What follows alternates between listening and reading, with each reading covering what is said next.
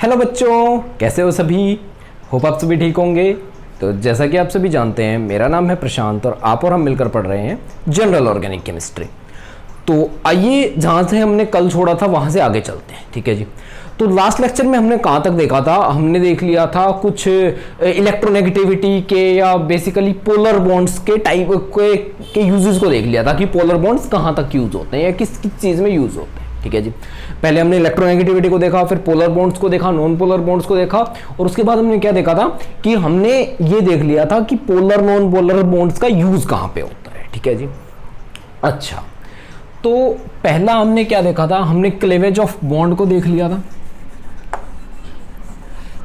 Cleavage of bonds को देख लिया था, जिसमें हमने क्या देखा था, जिसमें हमने देखा था कि अगर कोई नॉन पोलर बॉन्ड क्लीवेज होता है, टूटता है, तो वो क्या टूटेगा, बराबर बराबर टूटेगा और उसको होमोलिटिक क्लीवेज बोलेंगे और क्या बन जाएंगे, फ्री रेडिकल्स बनेंगे, फ्री रेडिकल्स, फ्री रेडिकल्स बनेंगे। अच्छा जी, और इसको क्या बोलेंगे, होमोलिटिक क्लीवेज बोलेंगे, होमोलिटिक क्लीवेज। इसके अलावा हमने क्या देखा था, तो सेम अगर हमने क्या देखा था कि अगर पोलर बॉन्ड टूटेंगे, जैसे कि CH3Cl, ये बॉन्ड अगर टूटेगा तो इससे क्या बनेंगे, तो इससे हेटेरोलिटिक क्लीवेज होगी और CH3 पे तो आ जाएगा पॉजिटिव क्योंकि वो कम इलेक्ट्रोनेगेटिव है और Cl पे आ जाएगा नेगेटिव, यानी कि क्या बनेंगे, आयंस बनेंगे। तो भाई यहां तक हमने देख लिया था, यहां तक हमने देख लिया था। आज हम क्या देखने वाले हैं, तो आज हम देखने वाले हैं किस चीज के बारे में, डाइपोल मोमेंट के बारे में, जो हमने लास्ट लेक्चर में छोड़ दिया था कि इसको हम नेक्स्ट में देखेंगे। तो डाइपोल मोमेंट के बारे में देखेंगे, जो कि ये पोलर बॉन्ड्स या नॉन पोलर और नॉन पोलर बॉन्ड्स का एक दूसरा एप्लीकेशन है, एक नेक्स्ट एप्लीकेशन है, ये भी एक यूज है, ठीक है जी। तो आइए देखते हैं किसको, डाइपोल मोमेंट को, डाइपोल मोमेंट, ठीक है जी।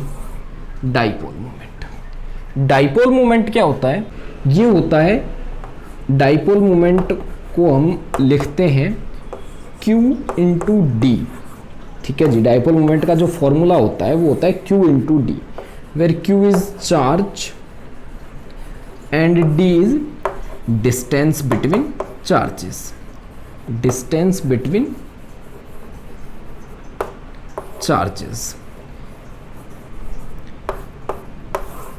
चार्ज कितना है, ठीक है जी, और वो मतलब कि कहने का मतलब कि दोनों चार्जेस को मिला के चार्ज कितना है, टोटल चार्ज कितना है, और इन दोनों चार्जेस के बीच में डिस्टेंस कितना है, इस चीज को हम क्या बोलते हैं, तो इस चीज को हम बोलते हैं क्या, डाइपोल मोमेंट, ठीक है जी। अच्छा, तो charge into distance between charges, ये होता है हमारा डाइपोल मोमेंट। अच्छा, हम अगर फिजिक्स में बात करें तो फिजिक्स में कुछ इस तरह से करते हैं और इसको कैलकुलेट भी करते हैं, ठीक है जी।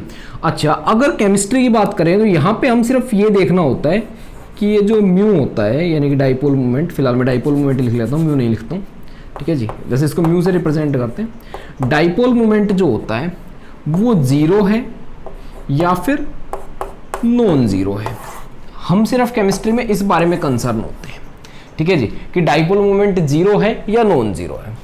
अब अगर मान लीजिए डाइपोल मोमेंट जीरो है तो क्या जीरो होगा, या तो Q जीरो होगा, either Q is equal to zero, either Q is equal to zero और D is equal to zero, इनमें से एक चीज जीरो होगी, तभी टोटल डाइपोल मोमेंट जीरो होगा।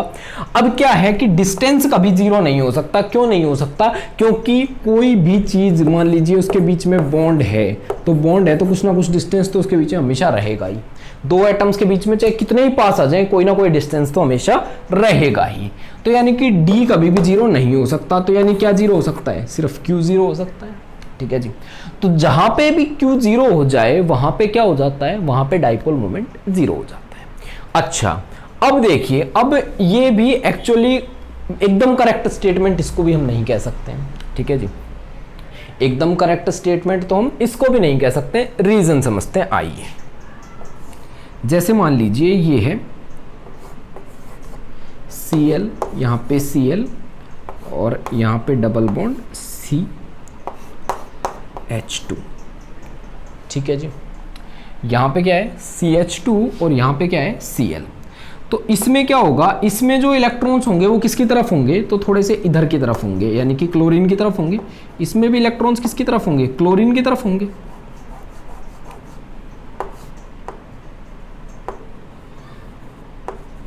क्लोरीन की तरफ होंगे दोनों में इलेक्ट्रॉन्स। यानी कि अगर मैं बात करूं चार्ज किधर होगा, तो इस पे चार्ज नेगेटिव आएगा, इस पे नेगेटिव चार्ज आएगा, और इस पे क्या आएगा, पॉजिटिव चार्ज आएगा। ठीक है जी। अब यानी कि इलेक्ट्रॉन्स की मूवमेंट किधर होगी, इधर से इधर होगी, और इलेक्ट्रॉन्स की मूवमेंट जिधर होती है उधर ही हम क्या बताते हैं, डाइपोल मूवमेंट की डायरेक्शन दिखाते हैं, कुछ इस तरह से। ठीक है जी। तो इसका डाइपोल मूवमेंट कुछ इधर होगा, इसका डाइपोल मूवमेंट कुछ इधर होगा, और इन दोनों का रिजल्टेंट आ जाएगा ये। ठीक है जी। इसका डाइपोल मूवमेंट कुछ इधर, इसका इधर, और इन दोनों का रिजल्टेंट टोटल क्या आएगा, इस तरफ आएगा। ठीक है जी। अच्छा, यहाँ पे क्या होगा, तो यहाँ पे इन दोनों के बीच में कुछ नहीं होगा, क्योंकि ये भी sp2 कार्बन है और ये भी sp2 कार्बन है। ठीक है जी। तो यानी कि क्या हो जाएगा, ओवरऑल जो इस कंपाउंड का डाइपोल मूवमेंट की डायरेक्शन हो जाएगी वो कुछ इस तरह से हो जाएगी। ठीक है जी। ओवरऑल कंपाउंड के डाइपोल मूवमेंट की डायरेक्शन कुछ इस तरह से हो जाएगी, या हम ये कहें कि इलेक्ट्रॉन्स की डायरेक्शन कुछ इस तरह से हो जाएगी। और अगर इलेक्ट्रॉन्स की डायरेक्शन कुछ इस तरह से हुई तो इसका मतलब क्या है कि ओवरऑल कुछ ना कुछ चार्ज डेवलप होगा, ओवरऑल कुछ ना कुछ चार्ज डेवलप होगा, और डेवलप होगा तो यानी कि Q0 नहीं होगा, और Q0 नहीं होगा तो डाइपोल मूवमेंट भी 0 नहीं होगा। ठीक है जी। अच्छा, अब क्या है, ये तो ठीक है भाई, पोलर बॉन्ड थे और डाइपोल मूवमेंट 0 नहीं हुआ। अब एक और केस लेके चलते हैं और उसमें समझते हैं। अब हम केस लेके चलते हैं, चलिए। C डबल बॉन्ड C, यहां पे Cl, यहां पे Cl, यहां पे भी Cl और यहां पे भी Cl। क्या ये बॉन्ड पोलर है? क्या इसमें इलेक्ट्रॉन्स खींचेंगे? खींचेंगे। किस तरफ खींचेंगे? इस तरफ खींचेंगे। ठीक है जी। अच्छा, ये भी पोलर है, इसमें भी इलेक्ट्रॉन्स किस तरफ खींचेंगे? इस तरफ खींचेंगे। ठीक है जी। इस तरफ खींचेंगे तो यानी इनका रिजल्टेंट वो इस तरफ आएगा। ठीक है जी। अच्छा, सिमिलरली ये बॉन्ड भी पोलर है, इसमें कुछ इस तरफ खींचेंगे, इसमें कुछ इस तरफ खींचेंगे, और इनका भी रिजल्टेंट कुछ इस तरफ आएगा। क्या ये रिजल्टेंट और ये रिजल्टेंट इक्वल हैं? बिल्कुल इक्वल है, क्योंकि ये भी 2 क्लोरीन की वजह से है, ये भी 2 क्लोरीन की वजह से। और अगर दोनों 2-2 क्लोरीन की वजह से हैं तो यानी कि इलेक्ट्रॉन जितने इधर खींचे जाएंगे, क्लोरीन्स जितने इलेक्ट्रॉन्स को इधर खींचेंगे उतने ही इधर खींचेंगे। और जब दोनों तरफ से बराबर कोई चीज का फोर्स लगता है तो क्या इलेक्ट्रॉन्स कहां पे जाएंगे? कहीं नहीं जाएंगे। यानी ओवरऑल मूवमेंट इलेक्ट्रॉन्स की क्या हो जाएगी? कोई मूवमेंट नहीं। यानी कि ओवरऑल डिस्प्लेसमेंट ऑफ इलेक्ट्रॉन्स नहीं होगा, डिस्प्लेसमेंट ऑफ इलेक्ट्रॉन्स नहीं होगा। और अगर ओवरऑल डिस्प्लेसमेंट ऑफ इलेक्ट्रॉन्स नहीं होगा तो चार्ज भी सेपरेट, तो चार्ज सेपरेट यानी कि चार्ज सेपरेशन भी नहीं होगा। चार्ज सेपरेशन कब होता है? जब एक तरफ इलेक्ट्रॉन ज्यादा चले जाएं, एक तरफ कम रह जाएं, तभी होता है। ठीक है जी। तो चार्ज सेपरेशन भी नहीं होगा, और चार्ज सेपरेशन नहीं होगा तो यानी कि Q 0, और यानी कि डाइपोल मूवमेंट भी 0। यानी कि अगर किसी चीज में पोलर बॉन्ड्स हैं, अगर किसी चीज में पोलर बॉन्ड्स हैं तो भी वो नॉन पोलर हो सकती है। कैसे? कुछ इस तरह से। ठीक है जी। जब दोनों तरफ क्या हो जाए, जब दोनों तरफ से इलेक्ट्रोनेगेटिविटी बराबर हो जाए, दोनों तरफ खींचने वाले लोग एक जैसे हों, तो क्या होगा, पोलर बॉन्ड्स होने के बाद भी कंपाउंड क्या हो जाएगा, पूरी तरह से कंपाउंड का डाइपोल मूवमेंट 0 हो जाएगा। अब कंपाउंड का डाइपोल मूवमेंट अगर 0 है किसी भी कंपाउंड का, तो उस कंपाउंड को हम कहते हैं नॉन पोलर कंपाउंड। ठीक है जी। क्या कहते हैं? नॉन पोलर कंपाउंड कहते हैं। देखिए, पहले हमने देखा था पोलैरिटी बॉन्ड्स की, अब हम पोलैरिटी किसकी डिस्कस कर रहे हैं? कंपाउंड की। कंपाउंड की पोलैरिटी से क्या फर्क पड़ता है? इससे बहुत सारे फर्क पड़ते हैं, अलग अलग पोलैरिटी से अलग अलग फर्क पड़ते हैं। जिसकी पोलैरिटी ज्यादा होती है वो थोड़ी से स्ट्रॉन्ग बॉन्ड बनाता है। ठीक है जी। उसके मेल्टिंग बॉइलिंग पॉइंट पे असर पड़ता है, वो सभी हम देखेंगे। ठीक है जी। अच्छा, इसके अलावा क्या होता है, उसकी रिएक्टिविटी भी अलग होती है, उसको एज ए सॉल्वेंट अलग अलग चीजों के लिए यूज किया जाता है। ठीक है जी। इसी तरह अगर वो रिएक्टेंट है या अगर वो रिएजेंट है तो वो क्या करेगा, अलग अलग सॉल्वेंट में अलग अलग तरह से बिहेव करेगा। जैसे पोलर सॉल्वेंट में जो पोलर रिएजेंट होते हैं वो अलग तरह से बिहेव करते हैं, या कोई भी रिएजेंट कह ले सकते हैं हम कि पोलर सॉल्वेंट में अलग तरह से बिहेव करते हैं और नॉन पोलर सॉल्वेंट में अलग तरह से बिहेवियर करते हैं। ठीक है जी। तो कुछ इस तरह से देख सकते हैं आप। फिलहाल आपको सिर्फ ये समझना है कि नॉन पोलर कंपाउंड कैसे, पोलर या नॉन पोलर कंपाउंड किससे डिसाइड करते हैं। तो कोई भी कंपाउंड अगर हमें पूछे कि भाई पोलर है या नॉन पोलर, तो हम क्या देखेंगे? Dipole movement. ठीक है जी। तो इतना देख लीजिए। इसको नोट कर लीजिए, इसका स्क्रीनशॉट ले लीजिए और चलते हैं आगे। इसको मिटा देते हैं।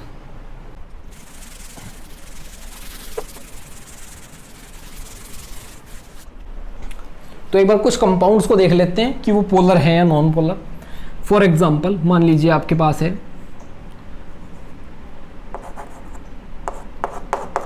NH3, ठीक है जी, आपके पास है H2O, आपके पास है HCl, आपके पास है H2, आपके पास है N2, आपके पास है Cl2, ठीक है जी। इसके अलावा आपके पास है SO2, ठीक है जी। तो कुछ इस तरह से मान लीजिए हमारे पास है। तो इन सब के पहले स्ट्रक्चर देखते हैं और उसके बाद हम समझेंगे कि ये पोलर है या नॉन पोलर है। तो NH3 का स्ट्रक्चर कुछ इस तरह से होता है, हाइड्रोजन हाइड्रोजन हाइड्रोजन, और ऊपर होता है एक लोन पेयर, ठीक है जी। अच्छा, तो इसका मतलब इसमें देखिए नाइट्रोजन हाइड्रोजन में कौन ज़्यादा इलेक्ट्रोनेगेटिव? नाइट्रोजन ज़्यादा इलेक्ट्रोनेगेटिव। तो इलेक्ट्रॉन्स किधर? इधर खींचेंगे, इसके भी इधर खींचेंगे और इसके भी किधर खींचेंगे? इधर खींचेंगे। और इन सब का रिजल्टेंट क्या आएगा? तो कुछ इधर आएगा। इन तीनों का रिजल्टेंट किधर आ जाएगा? इधर आ जाएगा। ये क्या है? टेट्राहेड्रल के नीचे जो होते हैं वो 3 हैं ये, यानी कि कुछ पिरामिडल शेप बोलते हैं इसको। आप देख सकते हैं ये जो 3 नीचे हाइड्रोजन्स हैं वो कुछ इस तरह से लगे हुए हैं, आप समझ सकते हैं, कुछ इस तरह से लगे हुए हैं। ये देखिए कुछ इस तरह से आप देख पा रहे होंगे, जहाँ पे ये जो है ये आपको दिख रहा है, ये क्या है? लोन पेयर है, हाइड्रोजन हाइड्रोजन हाइड्रोजन, और ब्लैक वाला क्या है? नाइट्रोजन है आपके पास, ठीक है जी। तो कुछ इस तरह से होता है हमारे पास। अच्छा, तो इसमें क्या होगा? देखिए कुछ इस तरह से, ये इस बॉन्ड में क्या होगा? ये हाइड्रोजन ये नाइट्रोजन, इलेक्ट्रॉन्स की डायरेक्शन इधर, इसमें इधर और इसमें इधर, और इन तीनों का जो रिजल्टेंट आएगा वो ऊपर की तरफ आएगा। देखिए यही बनाया है मैंने। और अगर रिजल्टेंट ऊपर की तरफ आएगा यानी कि क्या है? यानी कि ओवरऑल इलेक्ट्रॉन्स की मूवमेंट होगी। क्या ये किसी या क्या ये रिजल्टेंट किसी से कैंसिल हो रहा है? नहीं। इसका मतलब क्या है कि इलेक्ट्रॉन्स की मूवमेंट होगी, और मूवमेंट होगी तो Q नॉन जीरो, और Q नॉन जीरो तो डाइपोल मूवमेंट भी नॉन जीरो, यानी कि चीज क्या है? पोलर है, ठीक है जी। अच्छा, H2O में आ जाइए। H2O का स्ट्रक्चर कुछ इस तरह से होता है, कुछ इस तरह से H2O का स्ट्रक्चर होता है। देखिए ये लोन पेयर्स हैं और ये हाइड्रोजन्स हैं, ठीक है जी। ये लोन पेयर्स हैं और ये हाइड्रोजन्स हैं, यानी कि देखिए अगर इसको बोर्ड पे बनाऊं तो कुछ इस तरह से H एक इधर लोन पेयर और एक इधर लोन पेयर। समझ पाए होंगे आप शायद। देखिए इनको कुछ इस तरह से दिखा सकते हैं, एक ही बात है, ठीक है जी। कुछ इस तरह से है ये। तो इसमें क्या होता है? ऑक्सीजन हाइड्रोजन में कौन ज्यादा इलेक्ट्रोनेगेटिव है? ऑक्सीजन ज्यादा इलेक्ट्रोनेगेटिव है अगेन, ठीक है जी। और रिजल्टेंट आ जाएगा ये, यानी कि ये भी क्या है? पोलर है, क्योंकि इस रिजल्टेंट को कैंसिल करने के लिए कोई नहीं है। HCl का structure simple H single bond Cl, यानी कि इधर, ठीक है जी, और इधर यानी कि फिर से Q नॉन जीरो, और यानी कि फिर से पोलर, ठीक है जी। हाइड्रोजन हाइड्रोजन में तो कोई चार्ज सेपरेशन होगा ही नहीं, चार्ज सेपरेट ही नहीं हो सकते, इलेक्ट्रॉन्स इधर मूव ही नहीं कर सकते, यानी कि Q जीरो, और यानी कि नॉन पोलर। अच्छा जी, N2 में भी सेम, N2 कुछ ऐसा होता है, अगेन नॉन पोलर, क्योंकि क्या? चार्ज सेपरेशन नहीं हो सकता, Q जीरो है। Cl2 में भी सेम, ठीक है जी, Q जीरो है तो नॉन पोलर। अगर SO2 की बात करूं तो देखिए S डबल बॉन्ड O कुछ इस तरह से SO2 होता है। अब देखिए क्या होता है, ऑक्सीजन ज्यादा इलेक्ट्रोनेगेटिव है तो इलेक्ट्रॉन्स को इधर खींचेगा, और इस बॉन्ड के इलेक्ट्रॉन्स किधर खींचेंगे? इधर खींचेंगे। ये ऑक्सीजन इधर खींचेगा, ये इधर खींचेगा, और दोनों तरफ क्या हो जाएगा? इससे ये क्या हो जाएगा? कैंसिल हो जाएगा, क्योंकि बराबर है, और बराबर है कैंसिल हो जाएगा तो ओवरऑल डिस्प्लेसमेंट नहीं होगा, और Q जीरो हो जाएगा, और ये नॉन पोलर, ठीक है जी। तो कुछ इस तरह से हमारे पास होता है। इतना देख लीजिए, इसको मिटाते हैं और चलते हैं आगे। डाइपोल मूवमेंट हमारा कंप्लीट हो गया, ठीक है जी, चलते हैं आगे। अब चलिए अपना आगे का टॉपिक स्टार्ट करते हैं, और इसी पोलर बॉन्ड में आगे बढ़ते हुए हम एक एक्सट्रीम केस ऑफ पोलैरिटी लेते हैं, ठीक है जी, जो एक नई तरह के बॉन्ड्स को दिखाएगा हमें, जिसको हम बोलते हैं हाइड्रोजन बॉन्डिंग, ठीक है जी। तो हाइड्रोजन बॉन्डिंग क्या होती है? हाइड्रोजन बॉन्डिंग वो पोलर बॉन्ड्स होते हैं जो बहुत ज्यादा पोलर होते हैं। जब कोई कोवैलेंट बॉन्ड बहुत ज्यादा पोलर हो जाता है तो क्या होता है, तो वो हाइड्रोजन बॉन्डिंग का एक एग्जांपल है, या हाइड्रोजन बॉन्डिंग उस तरह की बॉन्ड का एक एग्जांपल है। ठीक है जी। तो आइए देखते हैं किस तरह से बॉन्ड बहुत ज़्यादा पोलर हो जाते हैं। बहुत ज़्यादा पोलर होने के लिए बहुत ज़्यादा चार्ज सेपरेशन चाहिए, और बहुत ज़्यादा चार्ज सेपरेशन होने के लिए क्या चाहिए, इलेक्ट्रोनेगेटिविटी में बहुत ज़्यादा डिफरेंस चाहिए। ठीक है जी। अब बहुत ज़्यादा डिफरेंस अगर करना है तो हमें क्या करना पड़ेगा, एक तो सबसे कम इलेक्ट्रोनेगेटिविटी वाले को उठाना पड़ेगा, जो हमने क्या देखा था, हाइड्रोजन था, और कुछ ऐसे लोगों को उठाना पड़ेगा जो बहुत हाई इलेक्ट्रोनेगेटिविटी के हैं, लाइक फ्लोरीन जो कि सबसे ज़्यादा इलेक्ट्रोनेगेटिविटी का है। ठीक है जी। लाइक ऑक्सीजन जो बहुत ज़्यादा इलेक्ट्रोनेगेटिव होते हैं। तो एक बार हम पहले अपनी टेबल याद करते हैं इलेक्ट्रोनेगेटिविटी की, और फिर हम देखते हैं कि कौन शुरू में और कौन एंड में है, और किन को मिलाने पे इलेक्ट्रोनेगेटिविटी का डिफरेंस बहुत ज़्यादा हो जाता है, और बहुत ज़्यादा होने पे क्या होता है, बहुत ज़्यादा चार्ज सेपरेशन, और बहुत ज़्यादा चार्ज सेपरेशन से क्या होता है, एक स्पेशल टाइप की बॉन्डिंग हमारे पास सामने आती है, जिसको बोलते हैं हाइड्रोजन बॉन्डिंग। आइए देखते हैं हमारी जो टेबल थी इलेक्ट्रोनेगेटिविटी वैल्यूज़ की, इलेक्ट्रोनेगेटिविटी वैल्यूज़ की जो हमारे पास टेबल थी वो कुछ इस तरह की थी। कार्बन, या कार्बन से भी पहले कौन था, हाइड्रोजन, हाइड्रोजन से ज़्यादा था कार्बन, कार्बन से ज़्यादा कौन था, ब्रोमीन, ब्रोमीन से ज़्यादा था क्लोरीन, क्लोरीन से ज़्यादा कौन था हमारे पास, नाइट्रोजन, फिर था ऑक्सीजन, और फिर था हमारे पास फ्लोरीन। ठीक है जी। अब क्या होता है कि कोई भी कंपाउंड जिसमें ये इनमें से किसी के साथ जुड़ा हो, यानी कि FON आप याद रख सकते हैं, फोन की तरह याद रख सकते हैं, फोन नाम के फोन से जुड़ा हो, तो हाइड्रोजन बॉन्डिंग हाइड्रोजन के साथ मिलकर कौन करते हैं, फोन करते हैं, फोन, FON। ठीक है जी। ये वो वाला फोन नहीं है, पर आपको याद रखना है फोन। ठीक है। तो चलिए, हाइड्रोजन के साथ जब ये मिल जाते हैं तो इलेक्ट्रोनेगेटिविटी का डिफरेंस बहुत ज्यादा हो जाता है। आइए समझते हैं कैसे। जैसे कि हाइड्रोजन और फ्लोरीन का बॉन्ड HF में क्या होता है कि ये जो बॉन्ड होता है, इसके ज्यादातर इलेक्ट्रॉन्स किसकी तरफ होते हैं, इसके इलेक्ट्रॉन्स किसकी तरफ होते हैं, ज्यादा फ्लोरीन की तरफ। तो फ्लोरीन के ऊपर एक डेल्टा नेगेटिव और इसके ऊपर एक डेल्टा पॉजिटिव डेवलप होता है, और क्योंकि ये फ्लोरीन बहुत ज्यादा इलेक्ट्रोनेगेटिव है तो इलेक्ट्रॉन्स को बहुत ज्यादा अपनी तरफ खींच लेता है, इसलिए डेल्टा नेगेटिव काफी हाई होता है। यहाँ पे डेल्टा नेगेटिव काफी हाई होता है, और इस वजह से डेल्टा पॉजिटिव भी काफी हाई होता है।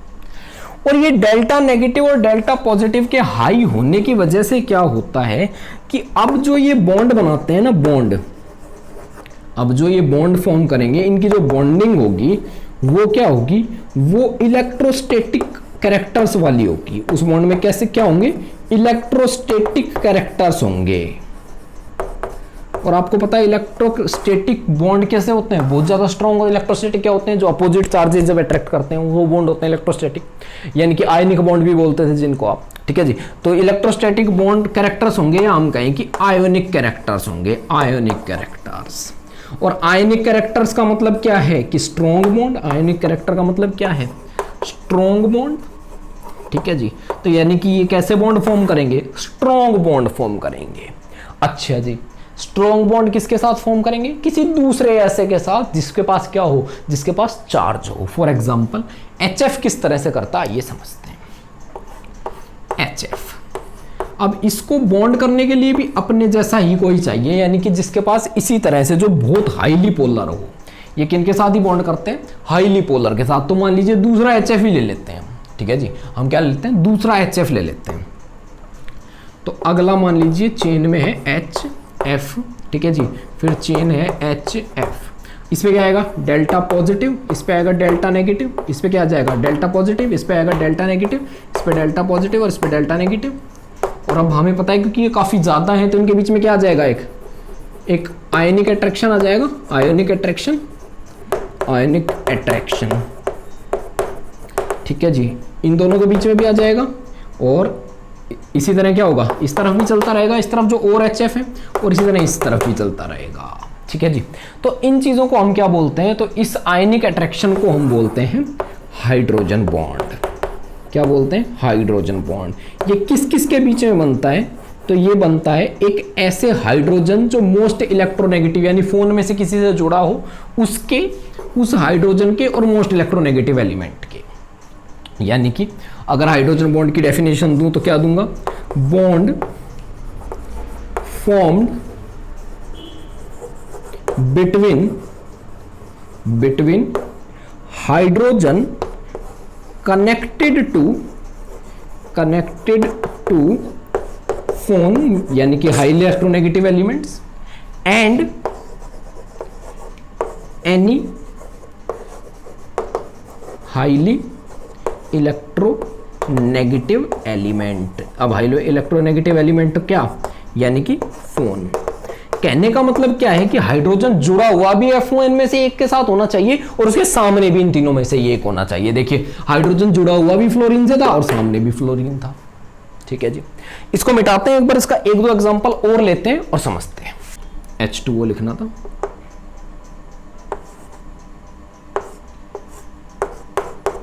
H और H, तो यहां पे भी डेल्टा पॉजिटिव और यहां पे भी डेल्टा पॉजिटिव और यहां पे डेल्टा नेगेटिव।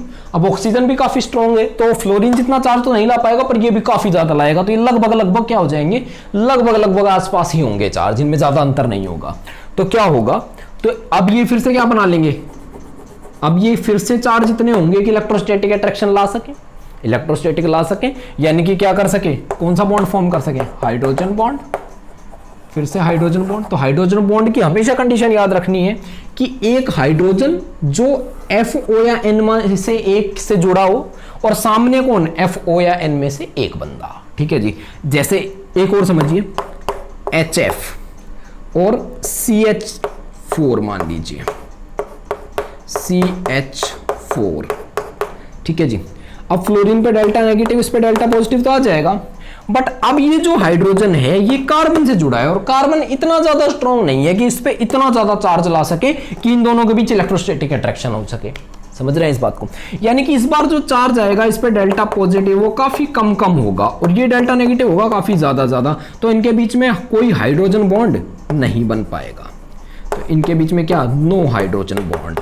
कंडीशन क्या है, नो हाइड्रोजन बॉन्ड। क्यों नहीं बना हाइड्रोजन बॉन्ड, कंडीशन क्या है, क्योंकि इस बार मोस्ट इलेक्ट्रोनेगेटिव एलिमेंट तो था जो हाइड्रोजन के साथ बॉन्ड बनाने की कोशिश कर रहा था, पर इस बार जो हाइड्रोजन था वो मोस्ट इलेक्ट्रोनेगेटिव से जुड़ा हुआ नहीं था, वो किसी नॉर्मल एलिमेंट से जुड़ा हुआ था, इसलिए उस पे इसके साथ इलेक्ट्रोस्टैटिक बॉन्डिंग करने का यानी कि आयनिक बॉन्ड बनाने जितना चार्ज हाइड्रोजन के पास नहीं था, इसलिए ये हाइड्रोजन बॉन्डिंग नहीं कर पाया फ्लोरीन के सामने होने के बाद भी। समझ पा रहे हैं, तो ना सिर्फ एक हाईली इलेक्ट्रोनेगेटिव एलिमेंट का सामने होना जरूरी है, बल्कि एक हाईली इलेक्ट्रोनेगेटिव एलिमेंट का पीछे होना भी जरूरी है, यानी हाइड्रोजन से कनेक्टेड होना भी जरूरी है, ताकि उस पे भी अच्छा खासा चार्ज आए। ठीक है जी, तो अब जो हाइड्रोजन बॉन्डिंग होती है उसके टाइप्स को देख लेते हैं। Types of hydrogen bonding, types of hydrogen bonding. मेरे हिसाब से आपको समझ आ गया होगा कि किस तरह के बॉन्ड्स हाइड्रोजन बॉन्ड बनेंगे और किस तरह के बॉन्ड हाइड्रोजन बॉन्ड नहीं बनेंगे। ये आपको बहुत ध्यान रखना है कि किस तरह के बनेंगे और किस तरह के नहीं बनेंगे, क्योंकि नहीं बनेंगे वो बहुत इंपॉर्टेंट होता है। कई बार हम बस ये देख लेते हैं फ्लोरीन है, सामने हाइड्रोजन है, तो लगा दिया हाइड्रोजन बॉन्डिंग। ये भी देखना है कि हाइड्रोजन के पीछे कौन है, हाइड्रोजन के साथ कनेक्टेड कौन है। ठीक है जी, वो देखना सबसे ज्यादा इंपॉर्टेंट है। अच्छा, कि ये वाला हाइड्रोजन किसी के साथ कर लेगा, हाँ ये हाइड्रोजन तो किसी के साथ कर सकता है हाइड्रोजन बॉन्डिंग, भाग के कर लेगा, दूसरे HF के साथ कर सकता है, क्योंकि इस पे क्या है, इस पे डेल्टा पॉजिटिव अच्छा खासा है, जो कि क्योंकि इसके पीछे भी फ्लोरीन है, इसके पीछे कौन है, फ्लोरीन है। ठीक है जी, सामने फ्लोरीन पीछे फ्लोरीन, यानी कि हो जाएगी दोनों तरफ F1 में से एक हो जाएगी, इन दोनों तरफ में से एक तरफ भी नहीं है, नहीं होगी। ठीक है जी, अच्छा तो टाइप्स ऑफ हाइड्रोजन बॉन्डिंग क्या होते हैं, तो दो टाइप्स होते हैं, एक होती है इंटरमॉलिक्यूलर हाइड्रोजन बॉन्डिंग और दूसरी क्या होती है, तो दूसरी होती है इंट्रामोलिक्यूलर हाइड्रोजन बॉन्डिंग। ठीक है जी, इंटरमोलिक्यूलर हाइड्रोजन बॉन्डिंग और इंट्रामोलिक्यूलर हाइड्रोजन बॉन्डिंग। अब देखिए एक बार इन दोनों को एग्जांपल लेके समझ लेते हैं और फिर चलते हैं आगे। इंटरमोलिक्यूलर का मतलब तो क्या है, इंटरमोलिक्यूलर का मतलब क्या है,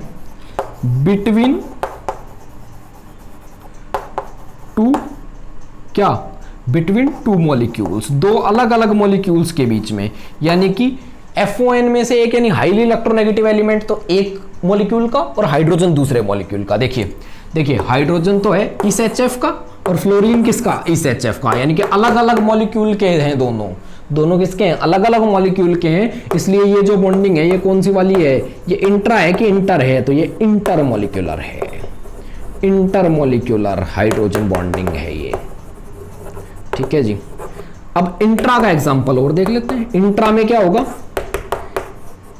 इन वन मॉलिक्यूल, एक ही मॉलिक्यूल में, एक ही मॉलिक्यूल में, ठीक है जी।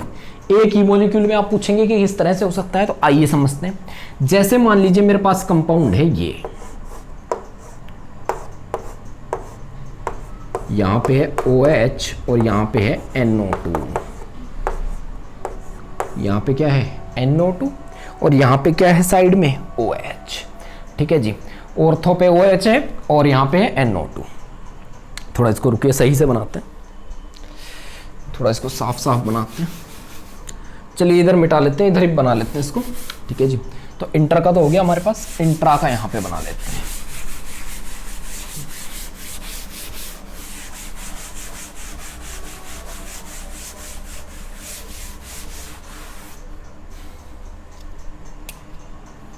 तो अब हम क्या देख रहे हैं, इंट्रामोलिकुलर देख रहे हैं, इंट्रामोलिकुलर, ठीक है जी। Hydrogen bonding, intramolecular hydrogen bonding. Intramolecular का मतलब एक ही मॉलिक्यूल में क्या होना चाहिए, एक तो हाईली इलेक्ट्रोनेगेटिव एलिमेंट और दूसरा ऐसा हाइड्रोजन जो हाईली इलेक्ट्रोनेगेटिव एलिमेंट से कनेक्टेड है। फॉर एग्जांपल आइए,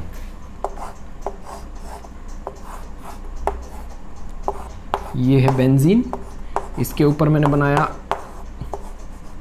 NO2, ठीक है जी, और यहां पे हमारे पास बन गया OH, ठीक है जी। अब देखिए, क्या इस हाइड्रोजन के पीछे की तरफ, यानी इस हाइड्रोजन से जो जुड़ा हुआ है वो हाईली इलेक्ट्रोनेगेटिव है, FON में से एक है। क्या इसके सामने FON में से एक है? क्या ये हाइड्रोजन बॉन्डिंग कर सकते हैं? बिल्कुल कर सकते हैं। अब ये भी इसी एलिमेंट में, सॉरी इसी मॉलिक्यूल का है और ये भी इसी मॉलिक्यूल का है, यानी कि हाइड्रोजन भी इसी मॉलिक्यूल का और ऑक्सीजन भी इसी मॉलिक्यूल का। तो ये जो हाइड्रोजन बॉन्डिंग है, ये हाइड्रोजन बॉन्डिंग कौन सी है? हाइड्रोजन बॉन्डिंग जो है वो है इंट्रामोलिक्यूलर, इंट्रामोलिक्यूलर, ठीक है जी, इंट्रामोलिक्यूलर हाइड्रोजन बॉन्डिंग। तो कुछ इस तरह से होता है। तो ध्यान दीजिए, अब शायद आप समझ पाए हैं कि इंटरमोलिकुलर क्या हो। पहले तो हाइड्रोजन बॉन्डिंग के लिए कंडीशन क्या है, तो हाइड्रोजन बॉन्डिंग की कंडीशन क्या है कि FO या N में से एक सामने होना चाहिए और उनमें से एक ही पीछे होना चाहिए। एक बॉन्ड बनाया हुआ होना चाहिए और एक सामने होना चाहिए जिसके साथ हाइड्रोजन बॉन्डिंग यानी कि इलेक्ट्रोस्टैटिक अट्रैक्शंस किए जा सकें, ठीक है जी।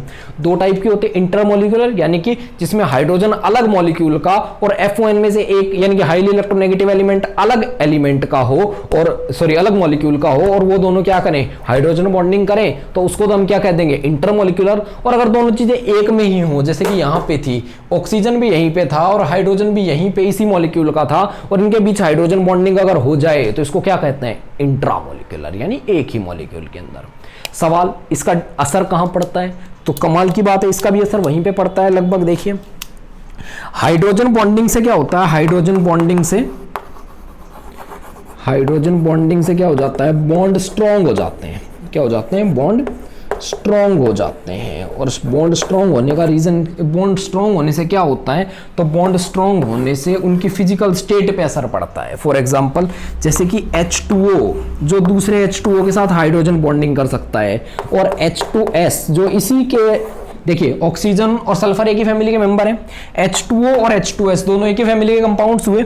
H2O तो लिक्विड होता है जबकि H2S क्या होता है, गैस होता है। रीजन क्या होता है कि H2O इंटरमोलिकुलर हाइड्रोजन बॉन्डिंग कर सकता है, दूसरे H2Os के साथ हाइड्रोजन बॉन्डिंग कर सकता है। एक बार देख लेते हैं कैसे, आइए। जबकि H2S ऐसा नहीं कर पाता। तो मान लीजिए ये है मेरे पास क्या, OH और H, ठीक है जी। सिमिलरली ये OH, सिमिलरली ये O, ये H और ये H, ठीक है जी। अच्छा, क्या ये हाईली इलेक्ट्रोनेगेटिव है? ये हाइड्रोजन हाईली इलेक्ट्रोनेगेटिव से कनेक्टेड है, ठीक है जी। इसके पीछे हाईली इलेक्ट्रोनेगेटिव, सामने भी हाईली इलेक्ट्रोनेगेटिव, हाइड्रोजन बॉन्ड बन गया। पीछे हाईली इलेक्ट्रोनेगेटिव, सामने भी हाईली इलेक्ट्रोनेगेटिव, हाइड्रोजन बॉन्ड बन गया। ठीक है जी। इसी तरह ये भी आगे क्या करते रहेंगे, हाइड्रोजन बॉन्ड्स बनाते रहेंगे और H2O दूसरे H2O से क्या बहुत ही स्ट्रॉन्ग बॉन्ड से जुड़ जाएंगे, काफी अच्छे बॉन्ड से जुड़ जाएंगे, और अच्छे बॉन्ड से जुड़ जाएंगे इसलिए ये क्या होंगे, इसके जो मॉलिक्यूल्स होंगे, मॉलिक्यूल्स ऑफ H2O होंगे, H2O वो क्या होंगे, पास होंगे, नियर होंगे एक दूसरे के, और नियर होंगे तो ये क्या होंगे, लिक्विड होंगे, लिक्विड स्टेट में एग्जिस्ट करेंगे रूम टेम्परेचर पे। पर अगर मैं बात करूं H2S की, SHH, ठीक है जी, SHH, SHH, ये लीजिए, इस हाइड्रोजन के पीछे हाईली इलेक्ट्रोनेगेटिव है ना, सामने हाईली इलेक्ट्रोनेगेटिव है ना, हाइड्रोजन बॉन्डिंग होगी ना, सिमिलरली ना, तो हाइड्रोजन बॉन्डिंग नहीं होगी तो H2S एक दूसरे के साथ बस ऐसे ही पड़े रहेंगे, और ऐसे ही पड़े रहेंगे तो इनका बॉन्ड क्या ज्यादा स्ट्रॉन्ग नहीं होगा, इनके बीच में सिर्फ वंडर वॉल अट्रैक्शंस होंगे, और वंडर वॉल अट्रैक्शंस की वजह से ये क्या होंगे, सिर्फ गैस होंगे, हाइड्रोजन बॉन्डिंग नहीं होने के कारण ये रूम टेम्परेचर पे गैस होंगे, ये लोग लिक्विड होंगे। तो इस तरह से होता है हमारे पास, और भी हाइड्रोजन बॉन्डिंग के बहुत यूज हैं। यहां पर हमने क्या सीखा, यहां पर हमने सिर्फ बेसिक सीखा है कि हाइड्रोजन बॉन्डिंग होती क्या है, ठीक है जी। होप आप सभी को समझ आया होगा। आज हमने डाइपोल मूवमेंट को देखा, ये देखा कि कंपाउंड पोलर होते हैं या नहीं होते हैं, उसके बाद हाइड्रोजन बॉन्डिंग को देखा जो कि पोलैरिटी या पोलर कंपाउंड्स का एक एक्सट्रीम केस था, जब कंपाउंड ज्यादा ही पोलर हो जाते थे तो वो हाइड्रोजन बॉन्डिंग करने लगते थे, और ज्यादा पोलर होने के लिए हाइड्रोजन और हाईली इलेक्ट्रोनेगेटिव एलिमेंट्स का होना बहुत जरूरी है, एक हाईली इलेक्ट्रोनेगेटिव एलिमेंट हाइड्रोजन के पीछे और एक सामने, तभी क्या हो सकती है, हाइड्रोजन बॉन्डिंग हो सकती है, ठीक है जी। तो ये देख लिया। उसके बाद हाइड्रोजन बॉन्डिंग के टाइप्स देखे कि इंट्रामोलिकुलर कौन सी होती है और इंटरमोलिकुलर कौन सी होती है, ये होती है इंट्रामोलिकुलर, और ये है हमारे पास क्या, इंटरमोलिकुलर, ठीक है जी। तो ये दोनों हमने देख लिए। होप आप सभी को समझ आया होगा। तो आज के लेक्चर में बस इतना ही करते हैं, इसके बाद मिलेंगे नेक्स्ट लेक्चर में। तब तक के लिए पढ़ते रहिए, खुश रहिए और देखते रहिए PRVV एकेडमी। Thank you.